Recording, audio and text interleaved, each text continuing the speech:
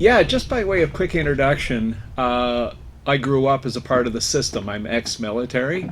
I spent 6.5 years with the RCMP as an intelligence contractor doing intelligence work for the RCMP on terrorism investigations as well as investigations into judges and politicians, which is a whole other world.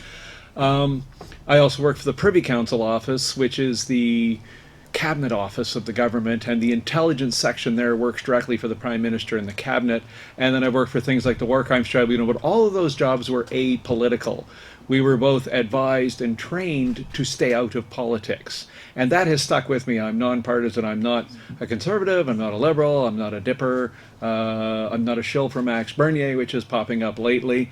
Um, and I maintain sort of a militant, nonpartisan position, if I can put it that way.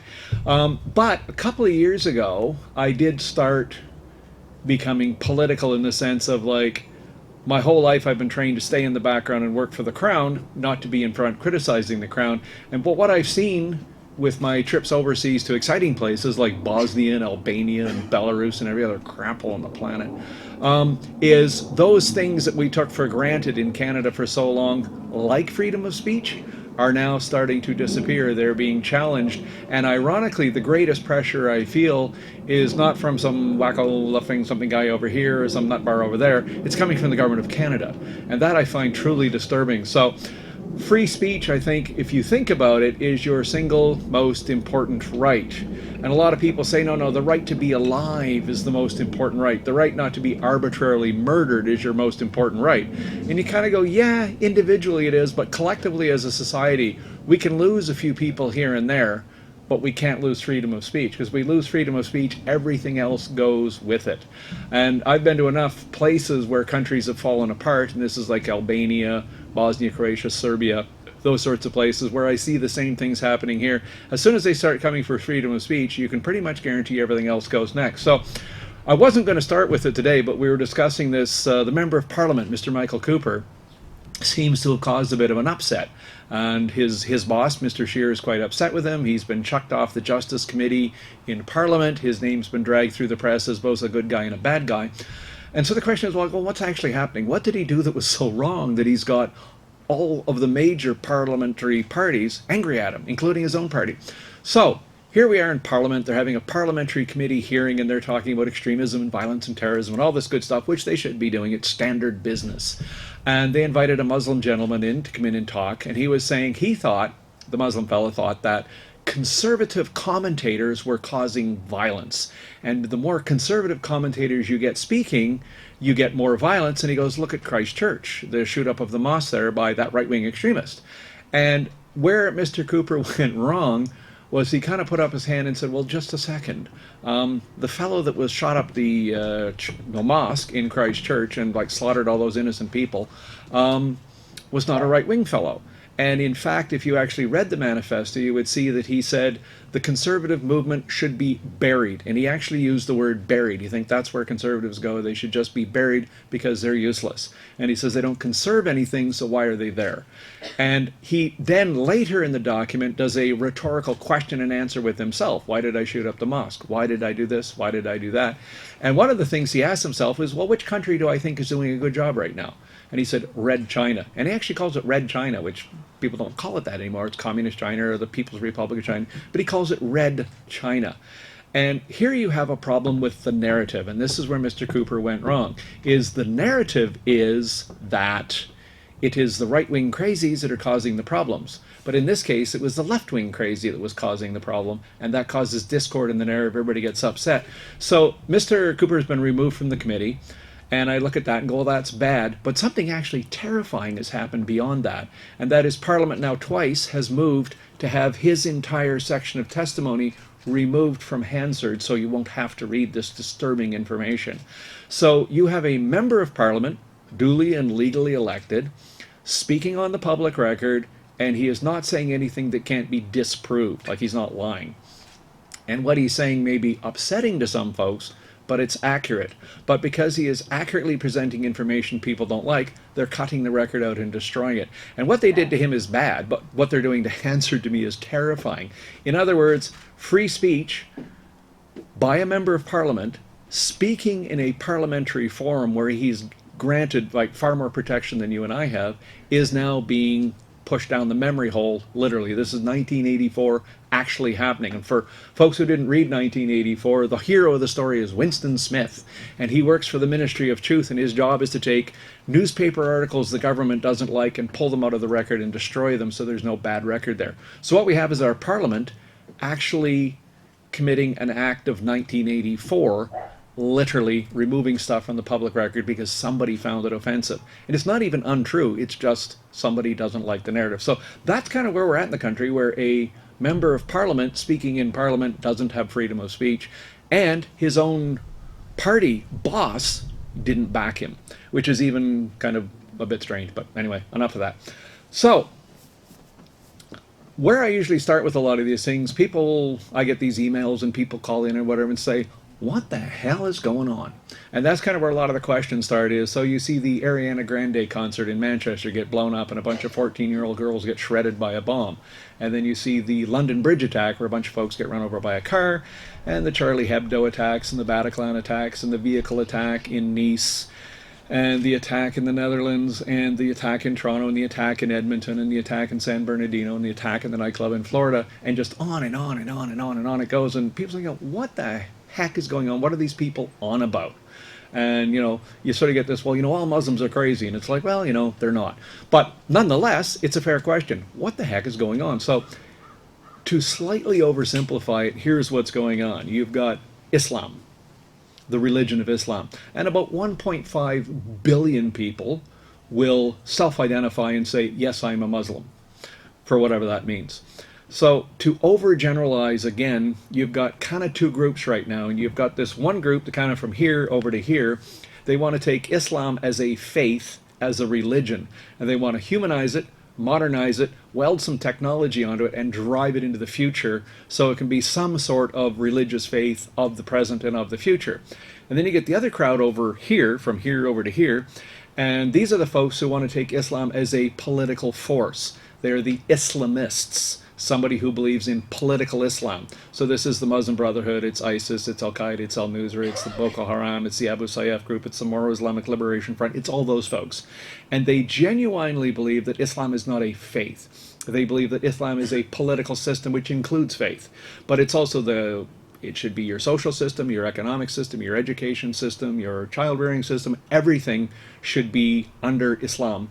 And even that might be kind of acceptable, except they're supremacist, which means they believe they have the right to impose that on you. So when you go around the world and you see all these bombings occurring, so they're occurring in France and Sweden and Belgium and Canada and America, whatever, what you're seeing is these guys here, the folks from kind of the center over to there, believe they are supremacists. They believe they have the right to impose their will on anybody. And some of them believe they have the right to violently impose it on others. So this is why you're getting the bombings. But the interesting part is these guys over here, what we'll loosely call the bad guys, genuinely believe they have opposition from their own faith. In other words, they're most afraid of other Muslims. So the people they attack the most viciously and killing them and, outing them and burning down their businesses and all that kind of thing, it is these Muslims over here are busy bombing these Muslims over here. So when you look around the world and say, who's dying from all of this? People in the West say, oh, the Muslims are killing us, whatever. It's like, yeah, it's bad over here. But the top 10 countries in the world that have a terrorism death problem are all Muslim majority countries. So as bad as it is for the folks in Brussels when the airport blows up, or in Manchester when their daughters get shredded at a conference, or concert rather, it's worse in some of those countries. So that's kind of worth noting, that there is this global struggle for the soul of Islam, which is the problem. So you've got these folks that want to move back to the past with a political system they literally want to impose on everybody. And then over here you've got the other Muslims who are kind of the silent majority, are there guys like Salim Mansour, who actually says we need a modernist, reformist Muslim that will stand up and challenge the extremists. And what happened to poor old Salim Mansour this week is he got pitched out of the Conservative Party, and you kind of go, come on, it's the one guy you've got who is educated. Like, the guy's a PhD in Islamic studies. He's a professor. The university recognizes him with awards up to yin yang. He's a super nice guy. I've worked with him. And he wants to be that voice, this voice here. But instead he's being silenced because these guys over here have that much influence right now. So Anyway, so when we talk about these guys over here, the bad guys, the Islamists, who are they? Well, they're a bunch of different folks, but the largest single formed effective group is something called the Muslim Brotherhood. And you'll hear this a lot. They were formed in Egypt in 1928 by a guy by the name of Hassan al-Banna, and he decided for a variety of reasons that the solution to all the world's problems was Islam. So the motto of the Muslim Brotherhood is actually Islam is the solution. So no matter what your problem is, global warming, Islam is a solution. It's flooding, Islam is a solution. The schools aren't working, Islam is a solution. I don't like my sister going out with that guy, Islam is a solution. So it is a totalitarian supremacist system which is taking Islam and moving it into a political force. So the Muslim Brotherhood operates around the world. They're incredibly strong in places like Egypt, Turkey, Jordan, Tunisia, whatever. But outside of the Middle East, they operate in about 81 different countries that I can show where they have a consistent, structured, organized presence with mosques, charities, schools, cultural groups, and all that sort of stuff. And of course, that includes Canada. So the Muslim Brotherhood is a political Islamist group, kind of from here to over here, and they're working very hard at infiltrating Canada, America, Sweden, Norway, Finland, France, Germany, Belgium, Luxembourg, Italy, wherever. They're having very poor luck in Poland and Hungary, where the government has just said no. And the Japanese government years ago put immigration from Islamic countries to zero and just said, no, we're not dealing with it, go away. But here in the West, broadly speaking, the G10, G20 countries, whatever, we have a very serious entryism problem. These folks are infiltrating into our system. So how does entryism express itself? And what is entryism to start with? Well, entryism is the process of someone joining a political party. Not because they like the party, not because they like the platform, not because they like the leader, but because they want to get into that party. Then they'll bring all their buddies in, do the volunteer work, pour in the money, and then take the party and turn it in the direction they want to go. So for the last several years, I've been haranguing on about the Liberal Party, and so have most of these Muslims over here. They've been warning about the Liberal Party having Muslim Brotherhood folks in it and Jamaah Islamiyah folks in it, who are in the Liberal Party not to modernize Islam, not to integrate into Canada, but to actually take the party and drive it in their own direction. So Omar El-Gabra and Nikra Khalid are the two you always pick on because they're the most obvious. But there's several others. They're in the Senate, and they're in a whole bunch of other places as well. The folks who draw the most attention to this are other Muslims. So guys like Tahir Gora have like detailed to a great level of degree who these people are, what they're on about, what they believe in. Now, it's fun to hammer on the liberals because they have such a problem with this and it's so obvious. But having said that, I would have thought, if you'd asked me 5 or 6 years ago, the Conservative Party and well, even Bernier's party was kind of a separate story because it's so new, but I would have thought the Conservative Party would have a natural resistance to this. They've been inoculated against it, that this kind of cancer wouldn't be allowed to metastasize inside the Conservative Party.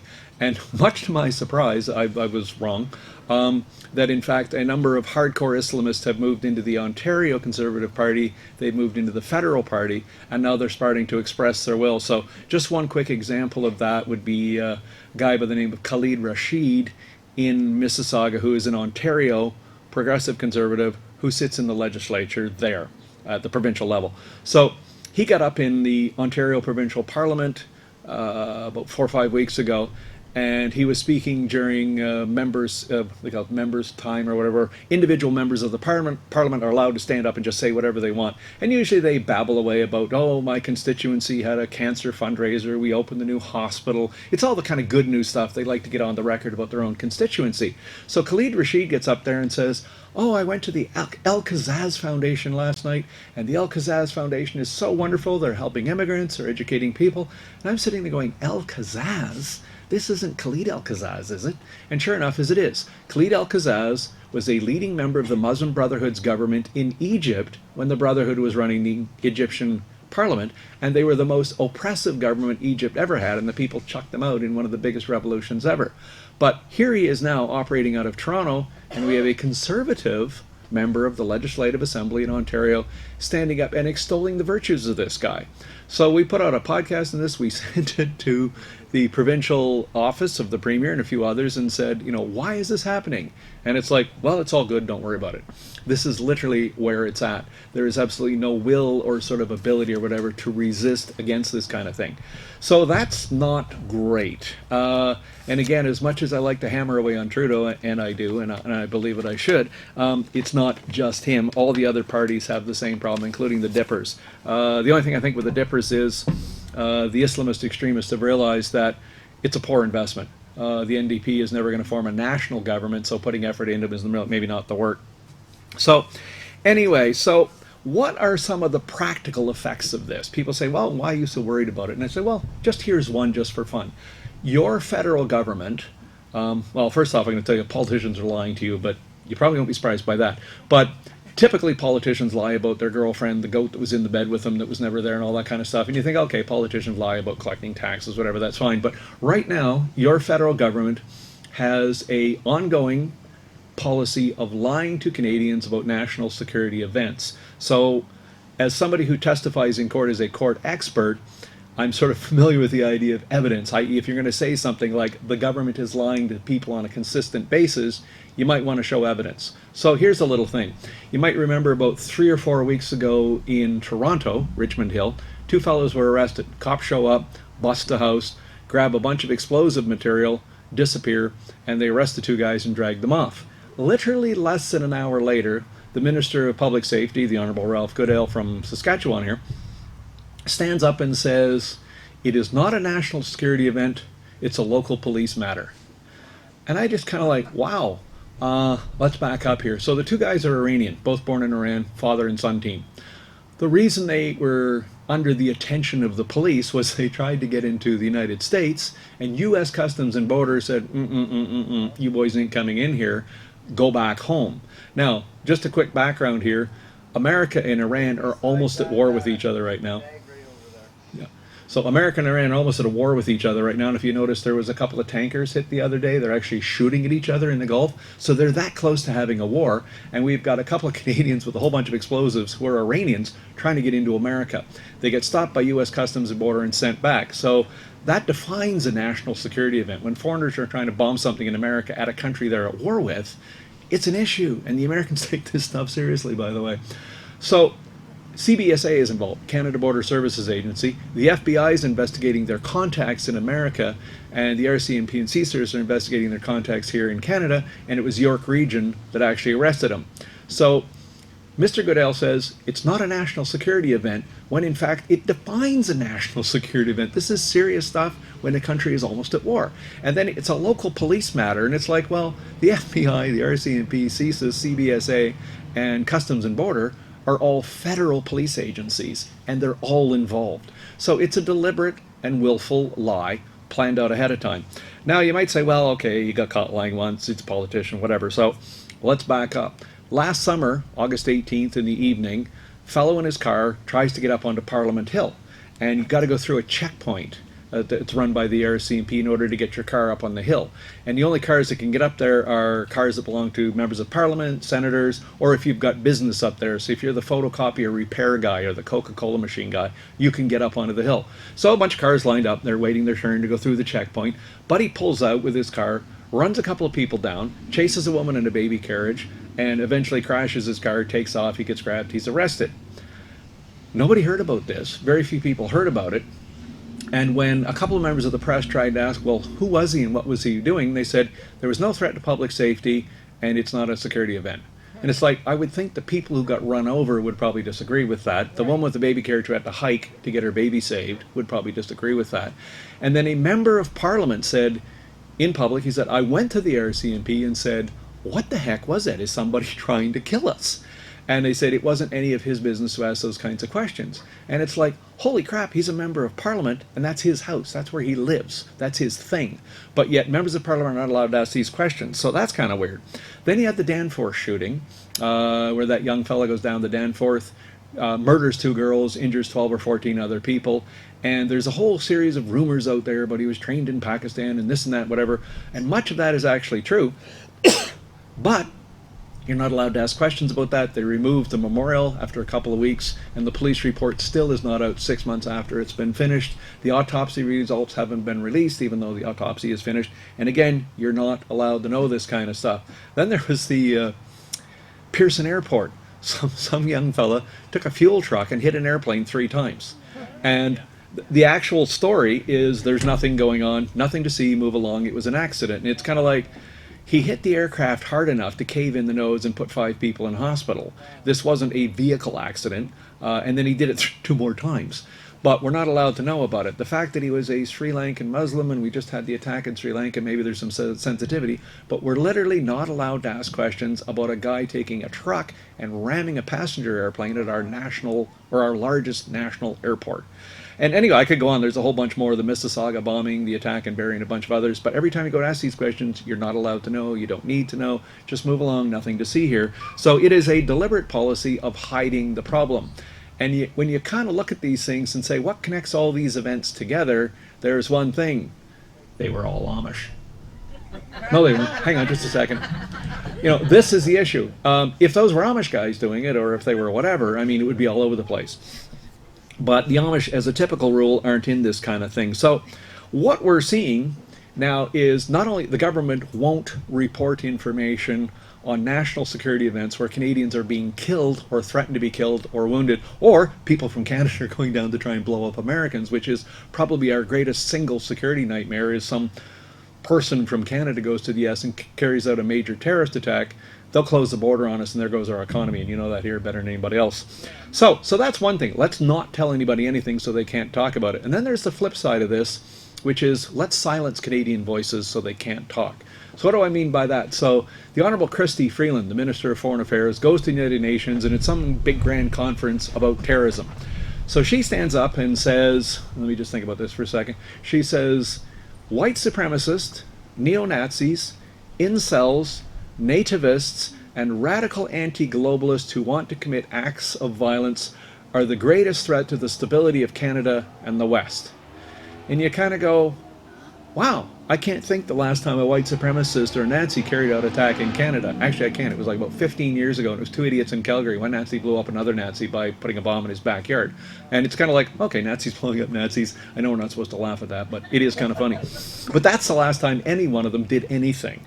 So here's the thing. I do this for a living, and I kind of thought, where is this coming from? Like, where are they getting this idea that white supremacy and neo-Nazis are somehow a threat, not to just making bad things happen, but an actual threat to the stability of the country?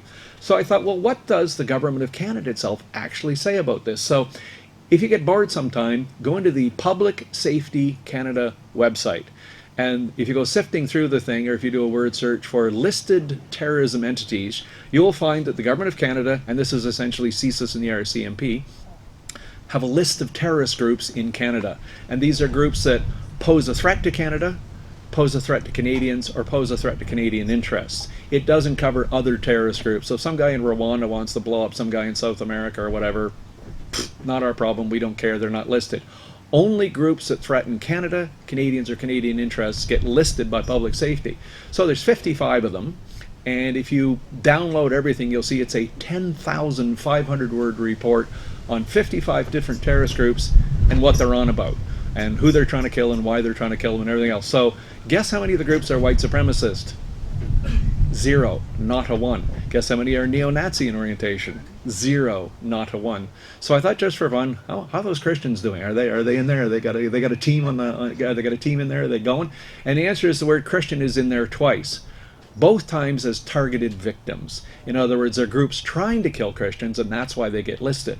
So anyway, there's 55 groups. Here's a fun question: how many of them are Islamist in orientation? 40.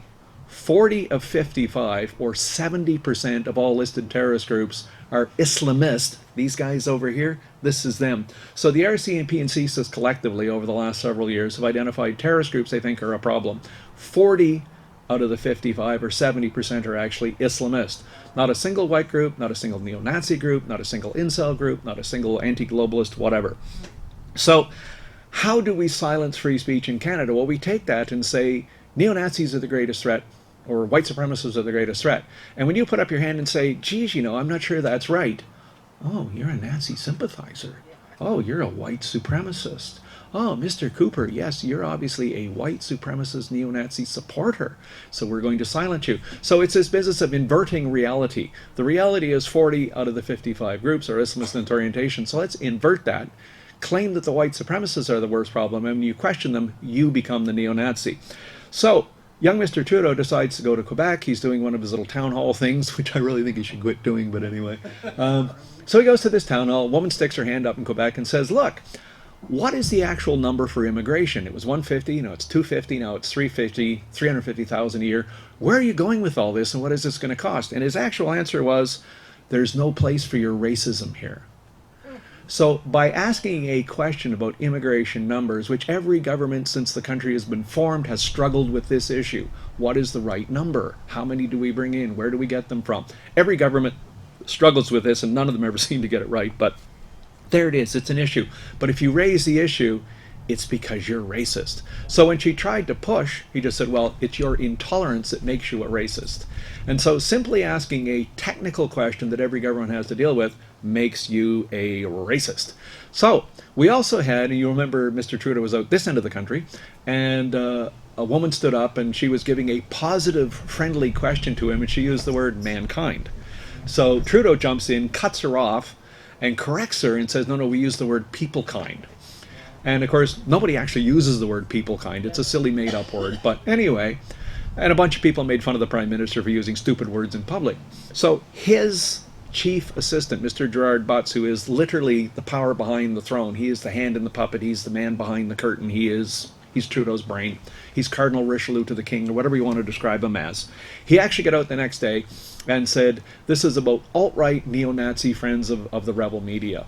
And it's like, for simply questioning the Prime Minister about using stupid words in public, you're alt-right and you're neo-Nazi.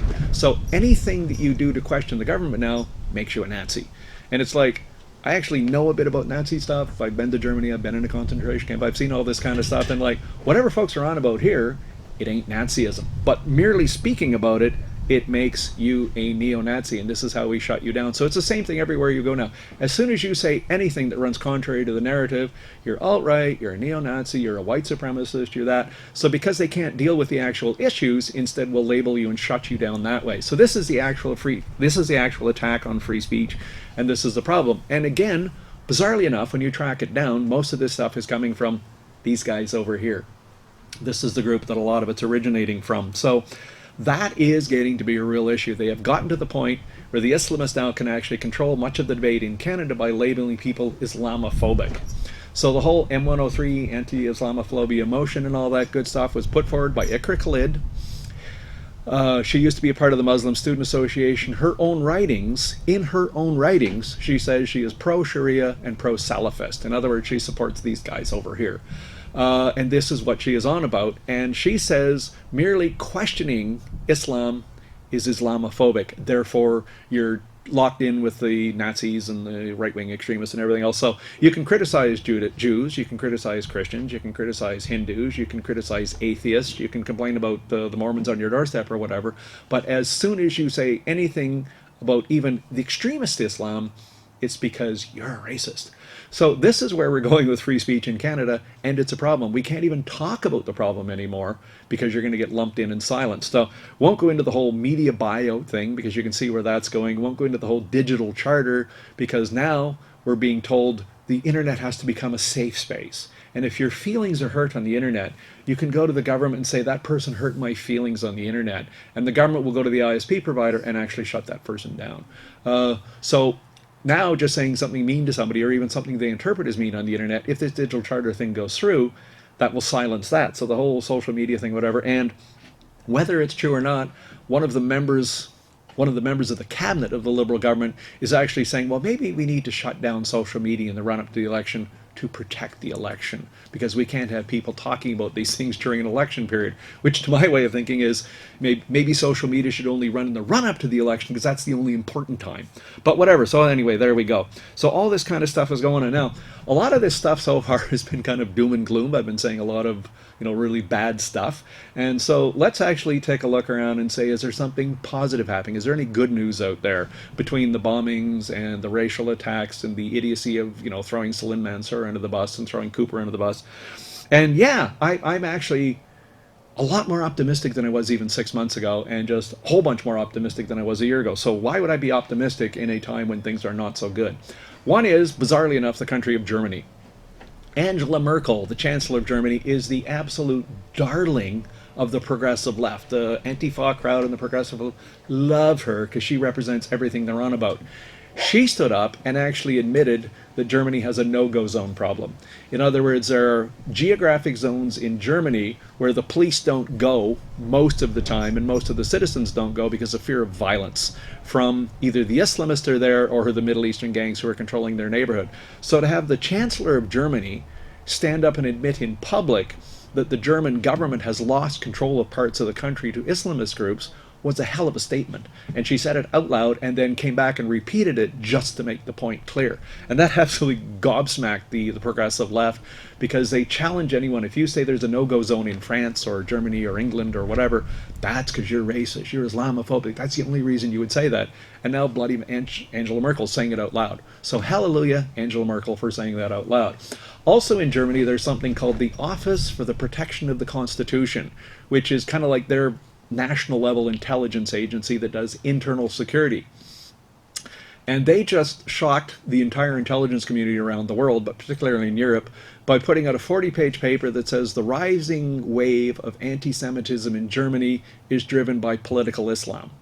So the official story in Germany, it's all those right-wing neo-Nazis that are causing anti-Jewish problems or anti-Semitism problems. But the actual federal level intelligence agency came out and said, no, the problem here is political Islam. And the weird thing is they said it out loud and stuck it on the internet. In other words, the average citizen can read it. And this is the first ever European intelligence service has come out and said what we all know is the rising wave of anti-Semitism, anti-Christianity, anti-Hinduism, and all this stuff is being driven by political Islam. And that's a major, well-funded, important intelligence service working for Angela Merkel. So, a couple of happy things happening in France. Go next door. In France, we have President Macron of France, who a lot of people, including me, looked at and thought, oh wow, the guy marries his own mother, which is a bit weird, but anyway, let's forget that. He's kind of a ex-banker, but he's really a socialist, and he's kind of all over the map, and he doesn't seem to be going anywhere. Then he gets this whole yellow vest movement, which has had him up against the wall, and you're kind of looking at it going like, what is this guy doing? He's not going anywhere. And all of a sudden, as part of this grand dialogue they're having in France about where should France go and what should it look like and what should the labor laws be like and what should the schools be like and what should the universities be like, they're having this huge national discussion. Macron is at a press conference and he says, political Islam is trying to secede from the Republic. So in other words, those 800 or so neighborhoods that the Islamists control in France, he actually has openly admitted to a microphone with the cameras running that there is a problem. These guys are trying to secede from the Republic, which in France, of course, is a huge issue. And then he said something even more bizarre. Not that it's wrong, it's just that he said it. He said, this is a political force masquerading as a religion. So in other words, it's the Muslim Brotherhood doing most of this. It says it's a religion. They claim they want protection because they're a religion, but it's actually a political movement. So the president of France stands up and says to the national press, political Islam is trying to separate from France, and it is a political project masquerading as a religion. And it's like, wow, the French actually admit in public they have a problem. That's great. Hi, my name's France, and I'm an alcoholic. They're actually getting somewhere, and that's where you start, is to say I have a problem. And once you can do that, then you can move. I won't go into a whole bunch more, but there's the AIVD, which is the Dutch level intelligence service, and I don't know what it actually says. It's about that long. AIVD stands for a whole bunch of very long Dutch words, but it is their national level intelligence service. They put out a thing in December of last year saying that the stability of the Dutch state is at risk. And the risk is coming from the education system of the country, which has been thoroughly penetrated by Islamists who are teaching young children to isolate from the state, to not integrate, to not learn to speak Dutch, but to work towards creating a caliphate on Dutch territory. And they say this thing has got to be such a problem now that it is a threat to the Dutch state. And again, what they're saying is nothing new. Everybody knows this. But the fact the Dutch government is saying it out loud in public is absolutely stunning. Same thing in Austria. The chancellor there said people who want political Islam are going to start flying them out of the country, which they're doing. The Poles have just said, yeah, no, we're not going down that road. We won't even start down that road. The Czechs and the Slovaks have done the thing. They said, we're not going down the road. The Hungarians are building a fence. And so we see this kind of wave across Europe where after years and years and years of problems, we finally find a number of very unlikely leaders standing up and saying this. It's like Angela Merkel and Macron are the two folks doing it. The British Parliament just refused an Islamophobia discussion and said, we don't like the definition of Islamophobia put to us by the Islamic groups, and we're refusing it. So what was going to happen in the United Kingdom if you questioned Islam or you even questioned Muslimness? Was the word they actually used, Muslimness. If you criticized anybody for Muslimness, you could be like charged criminally and silenced. And the United Kingdom Parliament, the folks who invented free speech, if you recall, actually said, no, we're canning it, we're not going to go down that route. So it was like, hallelujah, Prime Minister May in her last month of power finally put a flag in the ground and said no. So God love her for that. So to the south, we have our American friends. And President Trump has just stood up about a month ago or so, a couple of months ago, and said he's seriously looking at a way of listing the Muslim Brotherhood as a terrorist group, which other countries have already done. Egypt has done it, Saudi Arabia has done it, the United Arab Emirates has done it. Russia calls them a terrorist group, the United Kingdom calls them an extremist group, and now America is looking at actually doing something, either listing the Brotherhood or listing its front groups.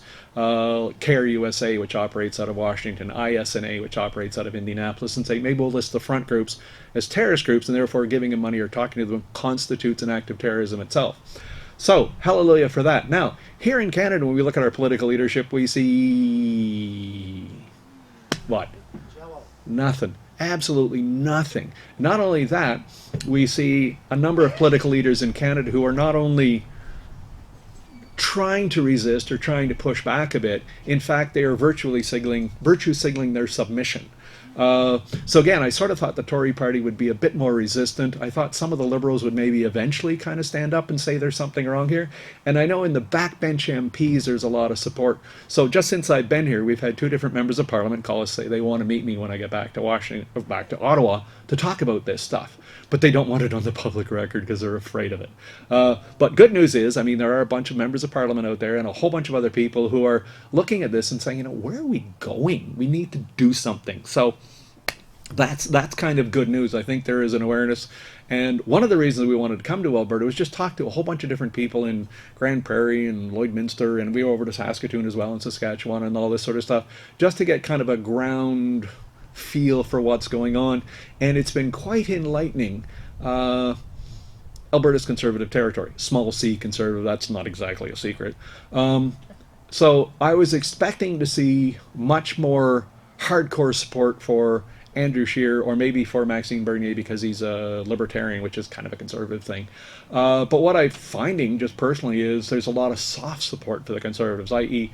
we don't want Trudeau re-elected because we think it'll wreck the country, but we're not quite sure we can vote for Scheer, and we're not too thrilled with Bernier either. So what I've seen last year when I was down in New Brunswick, Nova Scotia, down the Gaspé Peninsula, down into Quebec, that part, was increasingly I see people sort of looking at the menu on the wall, and there's Party A, Party B, Party C, or Party D, and they're going, I don't like what I'm reading on the menu here.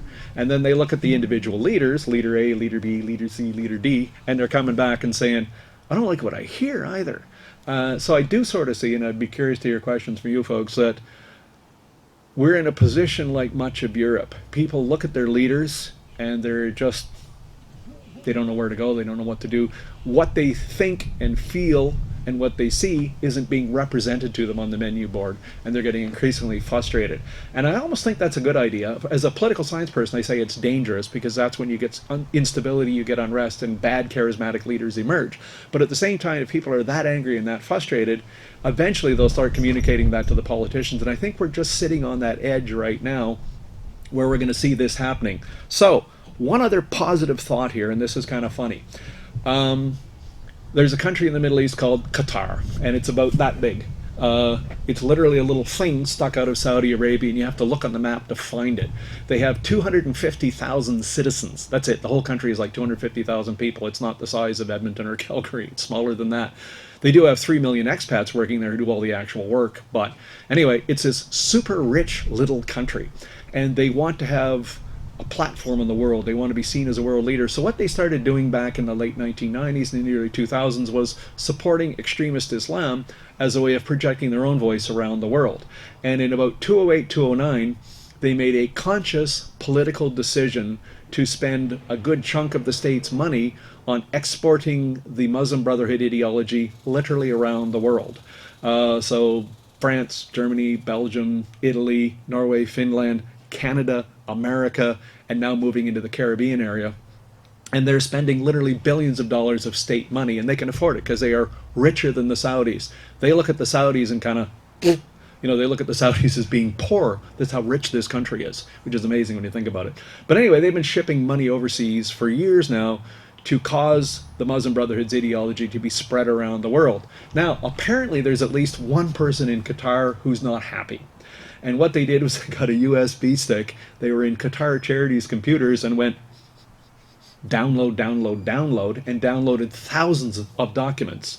And this shows who got the money, where the money went. It shows what they're supporting. It shows who applies for it. It shows which politicians they bought off in France, which ones remain silent. And it shows the whole 9 yards. It's all laid out. And that book was just published in France a couple of months ago. And now a documentary is coming out in France, which will cover not France, but most of Europe. And what it's going to show is umpteen hundreds of millions of euros have been put into Europe to cause extremist Islam to grow. K-12 schools, students' associations, mosques, cultural centers, the whole 9 yards. Now, to make a very long story short, and I don't know part of it, these documents wound up in the hand of an agency in the Middle East, and I got called by somebody from that agency and said, would you like the Canadian version of those papers? And I was like, hell yes.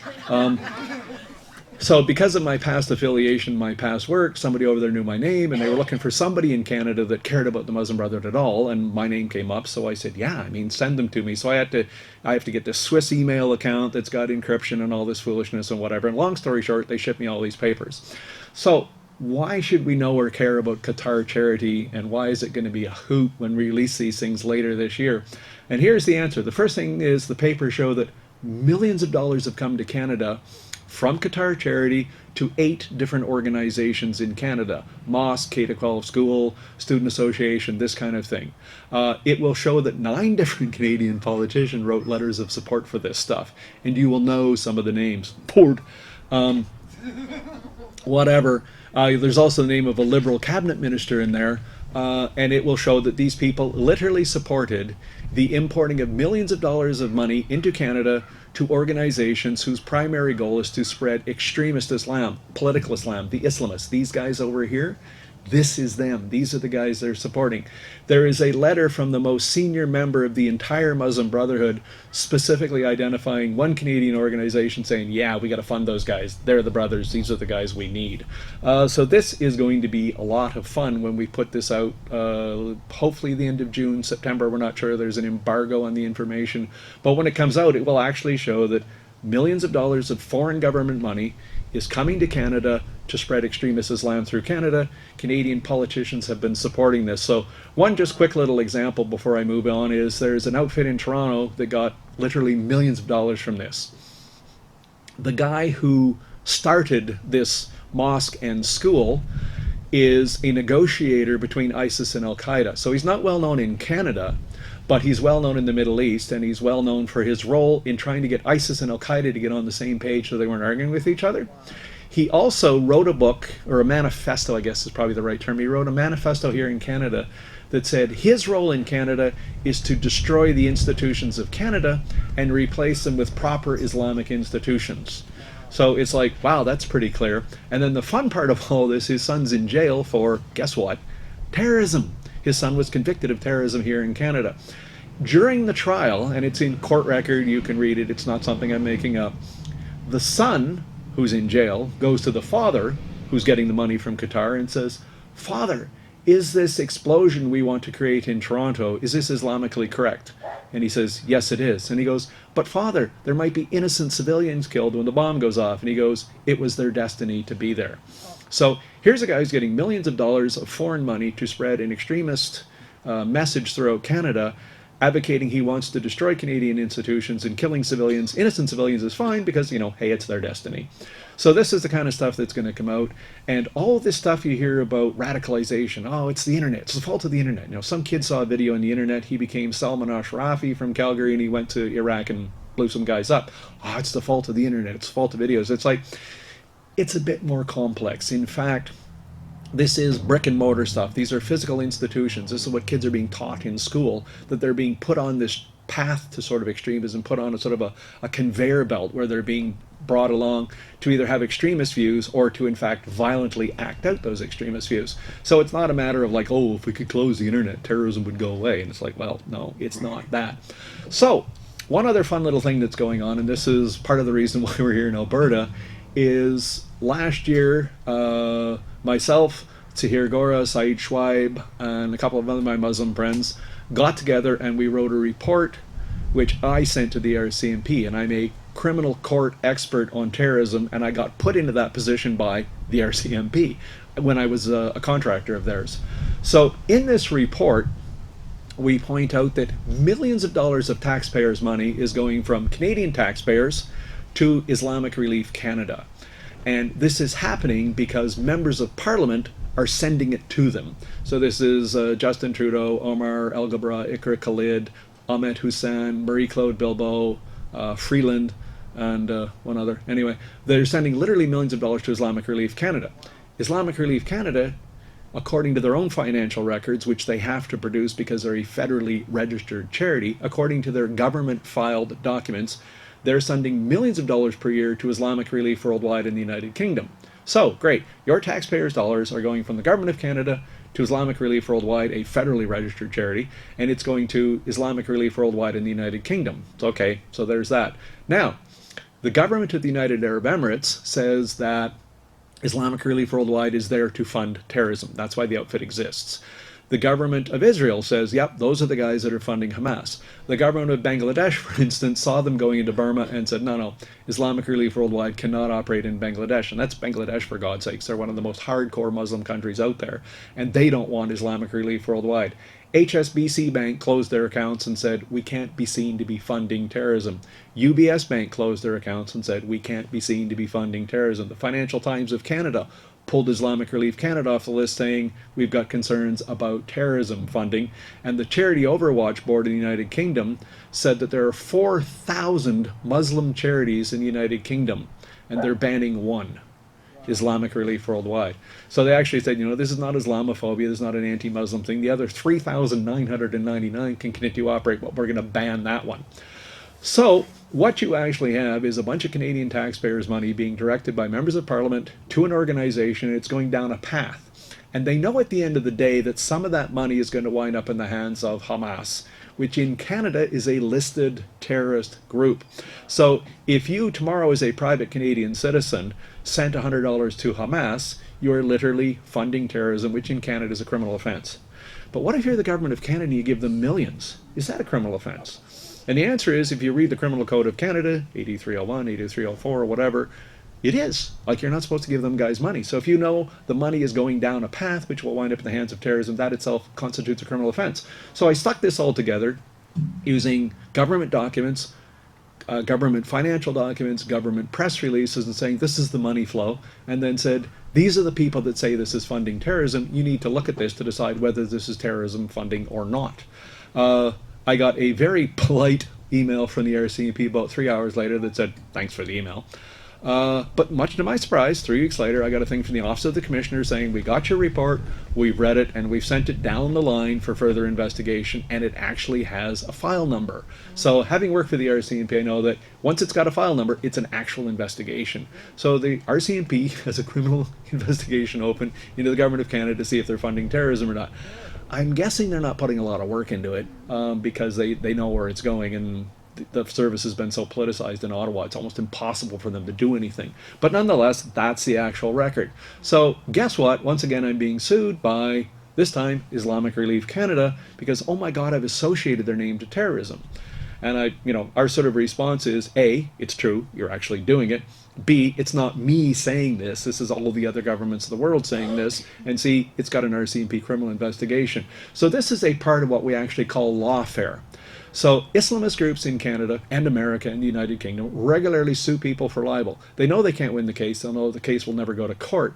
But what it is, it's a way to silence the press and silence Canadians and silence free speech so that if you speak out, you'll get hammered. So I know people who work for a variety of major mainstream media organizations in Canada, and I've had a reporter tell me I can only do one story a month on Islam because if I do more than that, the editors get nervous because they know they're going to get sued. Other editors say we just can't touch this stuff because we can't handle the lawsuits anymore. And a number of individuals I know, including myself, are being sued by this stuff repeatedly. So this time we said, let's have some fun. We got these guys dead to rights. That this is, the money trail is there. It's very clear. We also have a ton of other information on Islamic Relief Canada. For instance, how their number 2 guy used to use Qatar charity money to fund terrorism in Tunisia, according to the Tunisian government, which is why he's here in Canada. He had to flee Tunisia to come here. Now he's working for Islamic Relief Canada because he was using Qatar charity money. And we're just like, wow. We have a young lady by the name of Fatima Benhatta from British Columbia who puts on her Facebook that we should be sending more money to Nigeria because they're good at killing Christians. And she works for, guess what, Islamic Relief Canada. That's her actual position. She also has a thing on her Facebook, which we've downloaded and saved, where she shows a picture of one of those toilets that's flat to the floor, Middle Eastern style, and there's a bunch of Arabic writing around it. And she goes, this is what the Shia do. They write the names of the wife of the Prophet Muhammad on the floor of their washroom so they can piss on him. And she goes, the Shia are worse than the Jews, worse than the Christians. So these are the kinds of people working for Islamic Relief Canada. So we said, let's have some fun. Let's turn this around. And rather than willfully going silent this time, which is what the lawyers involved, we said, let's go on a speaking tour and tell people about this. Let's put it on our podcast. Let's start a program. Let's start a GoFundMe page and get people talking about it. And we are having a hoot with this. It's driving our lawyer insane, but he actually gets it. He sees this is where it's going, so he's supporting us. And he's a downtown Toronto law firm guy. So this is Operation Kill Switch. This is what we're doing. We're saying enough is enough. Let's start the pushback. If our government won't do it, let's force the government into dealing with the issue. And I think partly because of that, that's why we're getting the Qatar papers from the Middle East, because Middle Eastern countries want this crap shut down. A lot of them do. The Emiratis want it closed down. The Bahrainis want it closed down. Even the Saudis are starting to talk about they want this stuff brought down. So it's good news. Our government's not doing much. But there's a lot of people across Canada who are pushing on this, and now we're actually starting to get support from individual members of Parliament. So we think, well, there's plenty of grounds to be pessimistic when you see what's going on a daily basis. If you look a little bit down the road, I think there's grounds for optimism as well, and that's a good thing. Okay, just to tie up some loose ends before we go, to button up some issues. First thing, you all got one of these. Okay, if you haven't, Pam will make sure you get a few. And we have extras in the car if you need them, and we're not taking them back to Ontario. So the first thing is on this card on the back, it'll show you what can you do, 5 things you can do. One of the things we discuss in the presentation form is contacting the leaders of the parties and local MPs or people in rural ridings. People have lots of time on their hands, backbenchers, whatever. Start sending them emails. We don't want the Muslim Brotherhood in Canada. Start setting up appointments to sit down and meet with them and talk about your concerns as a constituent and spread the word to other people. The other thing is share the Quiggin report with everybody else. Watch our Twitter account. What we're going to be releasing very shortly in the next few days is a link to this, the Quiggin report app. And what we're trying to do is, this is basically a list of all the podcasts that you can start listening to from the very first one, and you can share with other people. We're trying to make it as simple as possible. We get it all the time, well, how do you listen to a podcast? I don't understand where to get it, all that sort of stuff. So you can just forward the link to people. It will appear on their home screen on their phone, and they can start listening to all the work we've been doing over the past, 18 months now? Something like that, 2 years? Something like, it's been a while since we started on. So all of that stuff is there. And just make sure to get the word out. Don't be afraid of the smears or whatever. Today, Manny, Ottawa, the mouthpiece of the Conservative Party who was attacking me, attacking Tom, because we're now apparently all racist, because that's the new line of the Conservative Party of Canada. Everybody's a racist who asks them a question. Don't worry about that. It's irrelevant. And they say, okay, fine. Anyways, move on to the issue, because this is all data-centric. So they all claim to be data-centric. Well, if they get the book, they read it, they see what's there, you're going to open up people's eyes, and at some point, people start to change. And, within your communities, churches, schools, friends, people in your family, in your neighborhood, let them know. Some of them will think, oh, you're wacky, you're crazy, whatever, right? But that 1 out of 10 people who's open to listening to new ideas, that's the person you want to reach.